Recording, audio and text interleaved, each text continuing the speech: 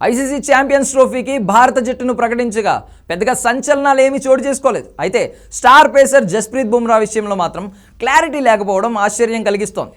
Captain Rohit, chief selector Agarkar కూడా బుమ్రా ఫిట్గా ఉన్నాడా లేదా అన్న ప్రశ్నకు సరిగ్గా సమాధానం చెప్పలేకపోవడం చర్చనీయాంశంగా మారింది.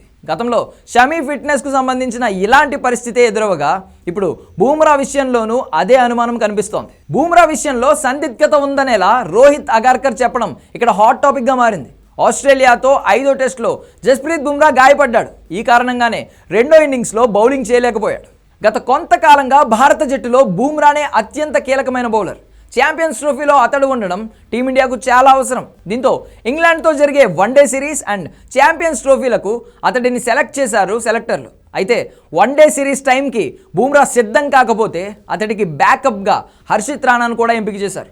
బుమ్రా గాయం విషయంలో ఇంకా తమకు ఇప్పుడు పూర్తి క్లారిటీ రాలేదని మీడియా సమావేశంలో రోహిత్ శర్మ చెప్పాడు. అందుకే అతడి స్థానంలో హర్షదీప్ సింగ్ను తీసుకొచ్చినట్లు చెప్పుకొచ్చాడు. అలాగే బుమ్రా ఆడకపోతే వన్డే సిరీస్ జట్టులోకి హర్షిత్ రాణా వస్తాడు.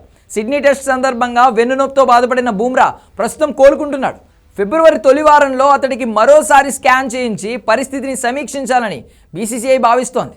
చీఫ్ సెలెక్టర్ అజిత్ అగర్కర్ ఇదే విషయాన్ని వెల్లడించారు. తాము బుమ్రాపై అప్డేట్ కోసం ఎదురు చూస్తున్నామని, బీసీసీఐ మెడికల్ టీం నుంచి ఫిబ్రవరి మొదటి వారంలో దీనిపై క్లారిటీ వస్తుందని చెప్పారు.